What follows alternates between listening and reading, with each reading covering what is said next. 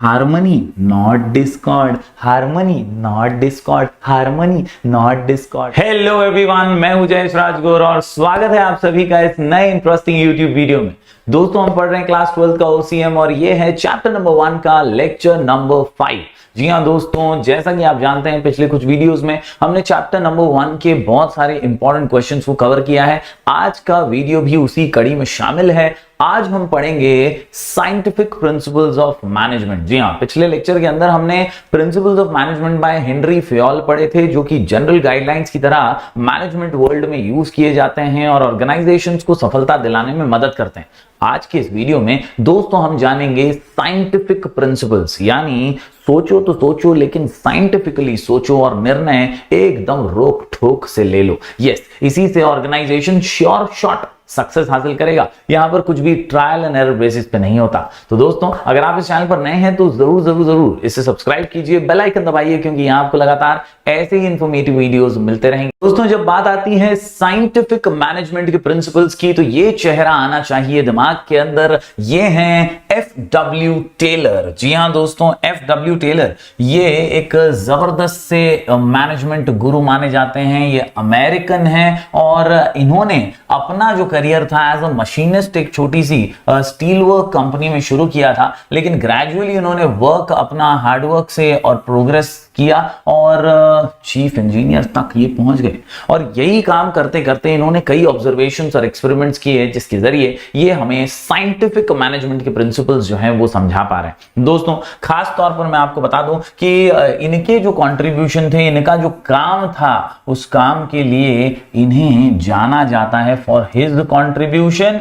He is known as the father of scientific management. Yes my dear students, father of scientific management है हमारे F.W.. Taylor. जी हाँ दोस्तों, F.W.. Taylor के career का सबसे important part रहा है कि उन्होंने खुद पहले एज अ मशीनिस्ट काम किया और फिर स्लोली ग्रो किया। उन्होंने अपने करियर के अंदर चीफ इंजीनियर बने और यही उनके कारकिर्दी का सबसे इंपॉर्टेंट पार्ट रहा, जहां पर उन्होंने बहुत कुछ सीखा, बहुत कुछ समझा और आज हमारे समक्ष ये उनके प्रिंसिपल्स आदर्शों की तरह सामने आए हैं। दोस्तों, यहां पर आखिरी कुछ शब्द मैं आपको बता दूं जो खुद एफ.डब्ल्यू. टेलर के जरिए बयां हुए हैं हमारी टेक्स्ट बुक के अंदर। अगर आप देखें तो definition of scientific management by Frederick Taylor, तो एफ.डब्ल्यू. टेलर क्या कहते हैं? वो कहते हैं scientific management consist of knowing what you want, तुम्हाला काय हवं आहे, meant to do exactly and seeing it what they do it in the best and the cheapest manner। मतलब है ना,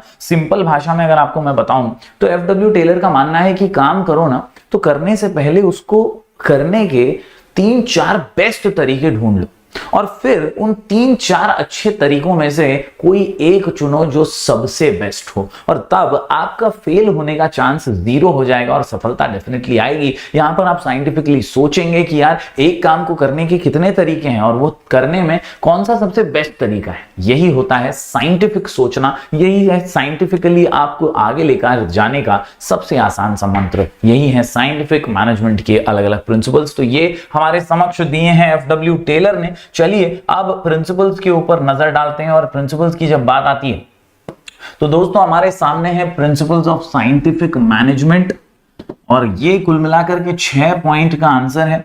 और आसानी से इसे समझने के लिए, दिमाग में फिट करने के लिए और हमारे इस आंसर को आसानी से लिख करके प्रैक्टिस करने के लिए हमारा शॉर्ट कोड है MDH science and cooperation. MDH science and cooperation, MDH science and cooperation. जी हां दोस्तों, MDH साइंस एंड कोऑपरेशन। इस शॉर्ट कोड के जरिए सारे पॉइंट्स 6 के 6 आसानी से आप समझ जाएंगे। प्रिंसिपल्स ऑफ मैनेजमेंट और साइंटिफिक प्रिंसिपल्स में हम सिर्फ यही समझ रहे हैं कि यार principles of management general guidelines थी और ये भी जनरल गाइडलाइंस के रूप में ही हमारे समक्ष आती हैं। सिर्फ यहां पर साइंटिफिक सोच है, नजर और नजरिया थोड़ा सा अलग है, डिफरेंट है। यहां पर हम ज्यादा तरीके ढूंढते हैं, ज्यादा सॉल्यूशंस ढूंढते हैं और उसमें से बेस्ट सॉल्यूशन को चुनते हैं। जी हां, तो सबसे पहला पॉइंट यहां पर आता है मेंटल रिवॉल्यूशन, जो कि है अप्रोच से रिलेटेड। आपका एटीट्यूड कैसा होना चाहिए वो यहां पर हमें एफ.डब्ल्यू. टेलर बताते हैं। इसके अलावा डिवीजन ऑफ रिस्पॉन्सिबिलिटी, सुना सुनाया पॉइंट है। हमने हेनरी फयोल के प्रिंसिपल्स में डिवीजन ऑफ वर्क पढ़ा था दोस्तों, और ठीक उसी तरह से डिवीजन ऑफ वर्क तो होना ही चाहिए। एफडब्ल्यू टेलर कहते हैं वर्क के डिवीजन के साथ साथ जिम्मेदारियों का भी डिवीजन होना चाहिए। किसी एक के सर पे सारा ठीकरा नहीं फोड़ देना चाहिए, जिम्मेदारियों का भी बंटवारा होना चाहिए। Yes, division of responsibility. इसके अलावा एमडीएच के अंदर डी से जो अगला पॉइंट आता है वो है development of employer and employee. बहुत जरूरी है। कई वर्षों तक लोग काम करते रहते हैं ऑफिस में, कंपनीज में, लेकिन उनका डेवलपमेंट, उनका ग्रोथ ही नहीं होता। कहीं ना कहीं ग्रोथ करवाना भी बहुत जरूरी है। कंपनी का उत्तरदायित्व है, मैनेजमेंट का उत्तरदायित्व है कि वो ट्रेनिंग प्रोवाइड करे। अच्छी ट्रेनिंग के जरिए एम्प्लॉयर और एम्प्लॉय दोनों साथ में ग्रो कर पाएंगे। तो ये एक अच्छा पॉइंट है। इसके अलावा प्रिंसिपल्स के अंदर साइंटिफिक प्रिंसिपल में एक महत्वपूर्ण प्रिंसिपल है हार्मनी का, यानी यार वर्किंग एनवायरनमेंट में खिचपिच, चाव नहीं होना चाहिए, डिस्कॉर्ड नहीं होना चाहिए, मतभेद, ईगो क्लैशेस, झगड़े नहीं होने चाहिए, पॉलिटिक्स नहीं होनी चाहिए। वर्किंग एनवायरनमेंट हार्मनी का, कोऑर्डिनेशन का, तालमेल से भरपूर होना चाहिए ताकि सब मिलकर एक लक्ष्य को पा सकें। दोस्तों इसके अलावा अगला प्रिंसिपल कहता है science not the rule of thumb. जी हां, ये कहते हैं कि भैया साइंटिफिकली सोचिए और साइंटिफिकली सॉल्यूशंस निकालिए, सिर्फ ट्रायल एंड एरर बेसिस पे काम मत कीजिए। इसी को कहते हैं not the rule of thumb. Rule of thumb में हम सोचते हैं अरे ये कर लेता हूं, अरे वो कर लेता हूं, चल उससे करके देखते हैं, उससे हम श्योर नहीं होते तब हम रूल ऑफ थंब, हमारी गट फीलिंग के हिसाब से काम करते हैं, लेकिन हमें वो नहीं करना चाहिए। ऐसा एफडब्ल्यू टेलर कहते हैं। He says science not rule of thumb. इसके अलावा आखिरी पॉइंट की बात करें तो यह है कोऑपरेशन नॉट इंडिविजुअलिज्म। यहां आपको याद आएगा दोस्तों एक पॉइंट हमने किया था, सबऑर्डिनेशन ऑफ इंडिविजुअल इंटरेस्ट। तो आपको इंडिविजुअल इंटरेस्ट नहीं सोचना है, आपको कंपनी के इंटरेस्ट के बारे में सोचना है, आपको ऑर्गेनाइजेशन के बारे में सोचना है, तभी आप आगे बढ़ पाएंगे। तो यहां पर इस प्रकार से कुल मिलाकर के 6 पॉइंट्स हैं दोस्तों, कुल मिलाकर के 6 पॉइंट्स हैं। MDH science and cooperation, MDH science and cooperation. जी हां दोस्तों, क्वेश्चन का नाम है प्रिंसिपल्स ऑफ साइंटिफिक मैनेजमेंट और आंसर का नाम MDH science and cooperation, MDH science and cooperation. चलिए अब हर पॉइंट को बारीकी से समझ लेते हैं।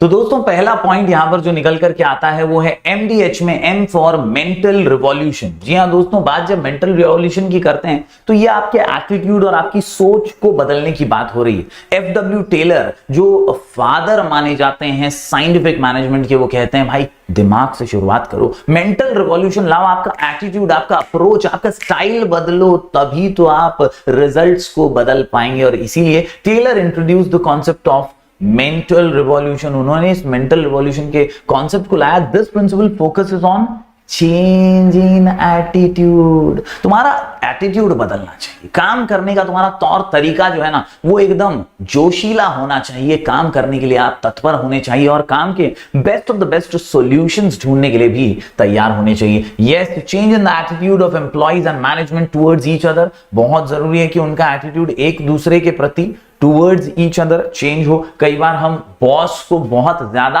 बॉसी होने की वजह से अलग थलग समझने लगते हैं। बॉस कई बार एम्प्लॉइज से बहुत पटेली में बात करता है। ये जो अप्रोच है ना, ये मेंटालिटी जो है ना कि यार वो अलग है, मैं अलग हूं, मैं थोड़ा साहूकार, वो थोड़े कम, ये चेंज होना जरूरी है। ये एटीट्यूड अगर चेंज होता है, सब अपना समझ के एक दूसरे के साथ काम करते हैं ना, तभी रिवॉल्यूशन होता है और तभी सफलता प्राप्त होती है। और इसीलिए मेंटल रिवॉल्यूशन की यहां जरूरत है। Both should realise their equal importance. दोनों को ऑर्गेनाइजेशन के लिए उनकी अहमियत क्या है ये समझना चाहिए। एक दूसरे के लिए दोनों इक्वली इंपॉर्टेंट है ये समझना चाहिए। In organisation they should give full cooperation for achieving goal of the organisation. This will increase productivity and profit. तो ये लास्ट लाइन को मार्क कर दीजिए। इससे होगा क्या मेंटल रिवॉल्यूशन से? It will increase productivity and profit, productivity and profit, productivity and profit. जी हां दोस्तों, क्या बदलना है? मेंटली एटीट्यूड बदलना है, एक दूसरे के प्रति का व्यवहार बदलना है, कोऑपरेशन लाना है और इसी से it will increase the profits of the company. उम्मीद करता हूं पहला पॉइंट यहां पर आपको समझ में आ गया होगा, मेंटल रिवॉल्यूशन। बढ़ते हैं दोस्तों आगे। अगला पॉइंट जो है एमडीएच के अंदर वो आता है डी से, डिवीजन ऑफ रिस्पॉन्सिबिलिटी। हमने हेनरी फ्योल के प्रिंसिपल्स ऑफ मैनेजमेंट में डिवीजन ऑफ वर्क पढ़ा था दोस्तों।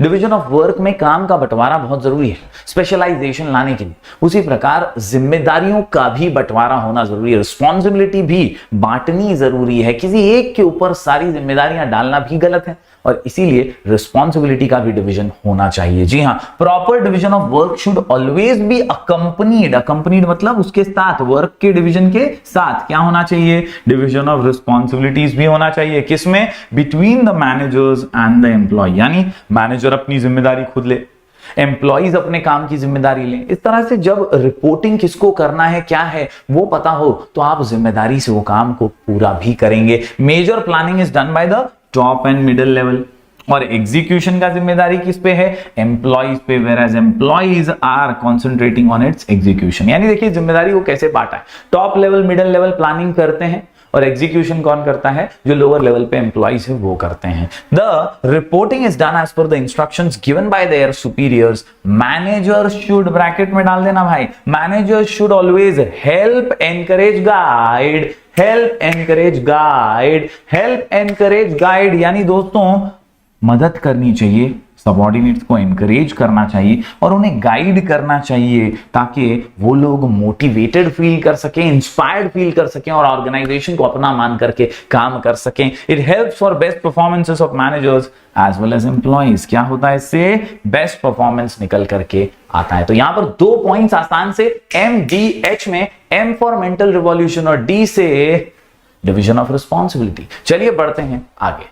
तो दोस्तों अगला जो पॉइंट है काफी आसान सा पॉइंट है, आप देख सकते हैं यहां पर अगला पॉइंट है MDH में D से ही, development of employer and employees. काय के लिए, for greater efficiency and maximum prosperity. बघा डेव्हलपमेंट कोणाचा करायचा आहे, एम्प्लॉयरचा पण आणि एम्प्लॉईजचा पण। कशासाठी, ग्रेटर एफिशियन्सीसाठी आणि मॅक्सिमम प्रॉस्पेरिटीसाठी, यानी दोस्तों ज्यादा प्रॉफिट्स के लिए, बिजनेस की ज्यादा तरक्की के लिए आपको हमेशा बदलते दौर के साथ बदलना पड़ेगा, नई टेक्नोलॉजीज को अपनाना पड़ेगा, ग्रो करना पड़ेगा और वो ग्रोथ तभी आएगा जब आप अपने साइंटिफिक डेवलपमेंट की भी सोचेंगे। और इसके लिए regular training, research and development के प्रोग्राम्स इंप्लीमेंट करना बेहद जरूरी है। और इसीलिए best performance of any organisation always depends on the skills and capabilities of its employees to a great extent.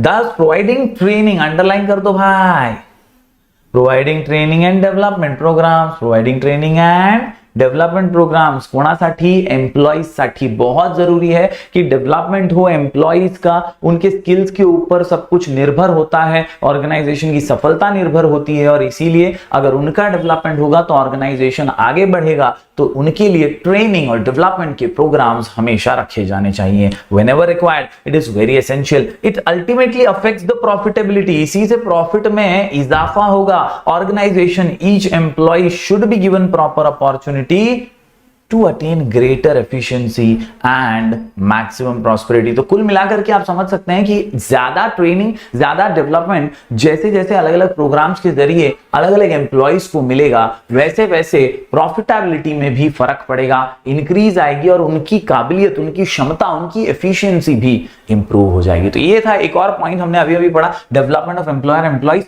बढ़ते हैं अगले पॉइंट की ओर, ये है H से harmony not Discord. Harmony not Discord, harmony not Discord. Harmony यानी अच्छा वातावरण, वर्किंग एनवायरनमेंट साफ सुथरा, अच्छा, क्लीन, नो पॉलिटिक्स वाला होना चाहिए, ईगो क्लैशेस नहीं होने चाहिए, झगड़े नहीं होने चाहिए, टांग खिंचाई नहीं होनी चाहिए, एक दूसरे को प्रेरणा देने वाला, इंस्पायर करने वाला, मोटिवेट करने वाला और एक दूसरे को हाथ पकड़ करके आगे लेकर जाने वाला एनवायरनमेंट ही आपकी ऑर्गेनाइजेशन को सफलता दिलाता है। और वही यहां पर कहा गया है दैट FW टेलर कहते हैं according to this principle there should be harmony between employees and manager. Management और एम्प्लॉइज के बीच में हार्मनी होनी जरूरी है। ऐसा नहीं कि यार हमारी बात नहीं सुना, हमारी मांगे पूरी करो, अपन हड़ताल करेगा। हड़ताल कैसा, अपन कैसा, अपनी मांगे कई के लिए नहीं सुन रहा। ये जो झगड़े हैं ना, ये झगड़ों से कभी भी मैटर सॉल्व नहीं होते। कहीं ना कहीं प्यार मोहब्बत से, बातचीत से, डायलॉग से, डिस्कशन से ही मैटर सॉल्व होते हैं। और इसीलिए एम्प्लॉइज और मैनेजमेंट को आपस में हार्मनी रखनी है। This coordination will be helping in minimising conflicts between them. इसी कोऑर्डिनेशन से, इसी तालमेल से इनका कोऑर्डिनेशन बढ़ेगा और कॉन्फ्लिक्ट कम होंगे। Perfect understanding between employees and management will be helpful in creating healthy work environment. क्या क्रिएट करना है, हेल्दी वर्क एनवायरनमेंट क्रिएट करना है। क्या क्रिएट करना है, हेल्दी वर्किंग एनवायरनमेंट। क्या क्रिएट करना है? Healthy working environment for achieving the desired goal that is success. Organisation should think about maximising और maximum prosperity of employees also. तो मैक्सिमम प्रॉस्पेरिटी लाना है तो भैया हार्मनी होनी चाहिए। मैनेजमेंट को एम्प्लॉइज का सोचना है और एम्प्लॉइज को मैनेजमेंट का सोचना है। दोनों का इक्वल इंपॉर्टेंस है, ये स्टार्टिंग में ही हमने देखा। अगर ये दोनों समझ जाएं तो तालमेल बना रहेगा, प्रॉस्पेरिटी बढ़ती रहेगी। उम्मीद करता हूं MDH आपको समझ गया होगा दोस्तों। हमने देखा मेंटल रिवॉल्यूशन, पहला पॉइंट हमने देखा दोस्तों। यहां पर मैं आपको फिर से एक बार दिखा दूं, मेंटल रिवॉल्यूशन, ये पहला पॉइंट हमने देखा। यस, इसके बाद हमने देखा डिविजन ऑफ रिस्पॉन्सिबिलिटी, और अभी अभी हमने देखा दोस्तों यहां पर अगला पॉइंट, जहां डेवलपमेंट ऑफ एम्प्लॉयर एम्प्लॉइज और H फॉर हार्मनी। यहां पर अपना MDH यहां पर आपको समझ में आ रहा होगा, MDH। अब बढ़ते हैं आखिरी कुछ पॉइंट्स की ओर, ये है साइंस एंड कोऑपरेशन। जी हाँ, साइंस एंड कोऑपरेशन। तो साइंस एंड कोऑपरेशन की जब बात आती है तो सबसे पहले साइंस की बात करते हैं। FW टेलर के प्रिंसिपल्स को ही हम साइंटिफिक प्रिंसिपल्स कहते हैं, और इसीलिए तो भैया ये साइंस के ऊपर ज्यादा बिलीव करते हैं, not on the rule of thumb, यानी ट्रायल एंड एरर बेसिस पर कुछ नहीं होगा। एक बार रीड कर लेते हैं दोस्तों, क्या फॉलो करना है? Science, not the rule of thumb. In order to increase organisational efficiency, the rule of thumb method should be substituted with the methods developed through scientific analysis of work। म्हणजे तुम्ही जे काही गट फिलिंग ने निर्णय घेता है, जो भी डिसीजन तुम गट फीलिंग से ले लेते हो, जो भी डिसीजन तुम बिना सोचे समझे ले लेते हो, ऐसे मेथड को, ऐसे तरीकों को सब्स्टिट्यूट कर दो। उसकी जगह कौन सा मेथड अपनाओ? वो जिसमें साइंटिफिक अप्रोच है, साइंटिफिक एनालिसिस है। Rule of thumb decisions are based on personal judgement. मुझे ऐसा लगा तो मैंने कर दिया, और बाद में मुंह की खाया, फ्लॉप हो गया। दोस्तों, आपको जैसा लगता है वैसा मत करने जाइए। आप सोचिए कि इसका इंपैक्ट क्या होगा, आप सोचिए साइंटिफिकली कि क्या सही रहेगा, क्या बेस्ट हो सकता है, कितने और तरीके हैं काम को करने के, और फिर ही आप डिसीजंस लीजिए। Yes, this principle is concerned with selecting the best way and of performing a job after scientific analysis of that job and not by trial and error. क्या? Not by trial and error. क्या? Not by trial and error. इसके अलावा दोस्तों, standard required time and standard output should be defined by the manager. Manager को पहले ही कितने समय में काम होगा और उतने समय में कितना काम होगा ये तय रखना चाहिए। उसके हिसाब से घड़ी देख के बोलने का, भाई तूने बोला था आधे घंटे में हो जाएगा, हुआ क्यों नहीं भाई? दू एक चमाट, लाफा दू एक।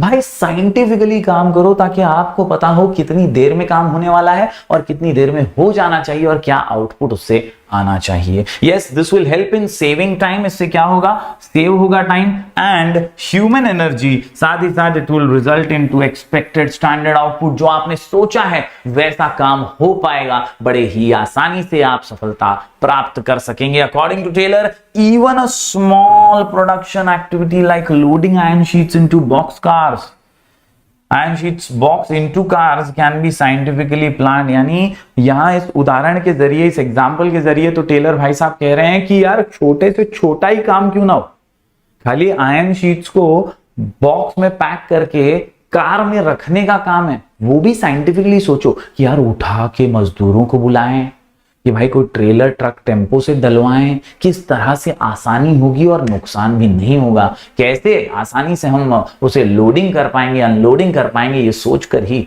डिसीजंस लिए जाने चाहिए। मतलब छोटे से छोटा हो या बड़े से बड़ा काम, हर काम में साइंटिफिकली सोचो, ऐसा हमारे टेलर भाई साहब कह रहे हैं। उम्मीद करता हूं यहां पर आपको ये पॉइंट समझ में आ गया होगा। साइंस फॉलो कीजिए, not the rule of thumb. तो बढ़ते हैं आखिरी पॉइंट की ओर। क्वेश्चन का नाम है भैया प्रिंसिपल्स ऑफ साइंटिफिक मैनेजमेंट, और आंसर का नाम MDH, science and cooperation. MDH, science and cooperation. आखिरी पॉइंट हमारे सामने, cooperation not individualism. Cooperation not individualism. Cooperation not individualism. इसका मतलब यही होता है दोस्तों कि आपको एक दूसरे से कोऑपरेट करना है। इंडिविजुअलिज्म को बाद में, पहले टीम को, पहले ऑर्गेनाइजेशन को प्राथमिकता देनी है। कभी भी आप देखिए कोई भी खेल हो, टीम गेम है तो खिलाड़ी जो है पहले टीम की जीत के बारे में सोचता है, खुद के इंडिविजुअल रिकॉर्ड्स के बारे में वो कभी नहीं सोचता। कभी भी ये नहीं सोचता यार कि मेरी सेंचुरी हो जाए बस बाद में टीम गई भाड़ में, ये कोई नहीं सोचता दोस्तों। आप टीम के लिए खेल रहे हैं और इसीलिए आप टीम के लिए ही सोचेंगे, और यही कोऑपरेशन और तालमेल आता है। कोऑपरेशन नॉट इंडिविजुअलिज्म, ये कहते हैं कि यार म्यूचुअल कोऑपरेशन होना चाहिए between workforce that is employees and the management. Employees और मैनेजमेंट के बीच एक तालमेल होना चाहिए, कोऑपरेशन होना चाहिए, म्यूचुअल अंडरस्टैंडिंग होनी चाहिए। Due to cooperation, trust, team spirit etcetera, internal competition will turn into healthy working environment. आहा, ट्रस्ट होगा, टीम स्पिरिट होगा, भरोसा बढ़ेगा और इससे एक अच्छा वर्किंग एनवायरनमेंट बढ़ेगा। यहां कोई नारा नहीं लगाएगा हमारी मांगे पूरी करो, यहां पर सबकी मांगे समझ चुके होंगे मैनेजमेंट वाले और दिल से उनको अपना बना करके काम कर रहे होंगे। और इसीलिए कोऑपरेशन बहुत जरूरी है ताकि सफलता का स्वाद सभी चख सकें। Employee should be treated as an integral part of organisation. जब आप एम्प्लॉय को अपना समझोगे तो एम्प्लॉय ऑर्गेनाइजेशन को अपना समझेगा, और अपना समझ के जब वो काम करेगा तो चार चांद लगा देगा सक्सेस में। Yes, at the same time employees should resist themselves from going on strikes and making unnecessary demands from management. तो यार एम्प्लॉइज को भी समझना है और मैनेजमेंट को भी समझना है, दोनों को तालमेल से कोऑपरेशन करना है। They should treat each other as two pillars of organisation. तो यहां पर दोस्तों कोऑपरेशन नॉट इंडिविजुअलिज्म, इसके साथ ही आखिरी पॉइंट हमने कंप्लीट कर लिया है। क्वेश्चन का नाम है प्रिंसिपल्स ऑफ साइंटिफिक मैनेजमेंट, और दोस्तों आंसर का नाम MDH science and cooperation. MDH science and cooperation, MDH science and cooperation. कुल मिलाकर के 6 points. Mental revolution, division of responsibility, D से development of employer and employee, इसके अलावा harmony not discord, science not rule of thumb and cooperation not individualism. कुल मिलाकर के 6 point है। इस वीडियो के जरिए आपको 6 के 6 पॉइंट आसानी से समझ गए होंगे, ऐसी मैं उम्मीद करता हूं। जरूर जरूर जरूर अपना प्यार बरकरार रखिए, लाइक कीजिएगा इस वीडियो को, शेयर कीजिएगा ज्यादा से ज्यादा दोस्तों आपको करना है एग्जाम में चमत्कार, क्योंकि आप हैं महाराष्ट्र के सुपरस्टार। तो चलिए, thank you very much for watching this video. हम मिलेंगे फिर एक बार कुछ और नए वीडियोस के साथ, तब तक के लिए do like, share and subscribe.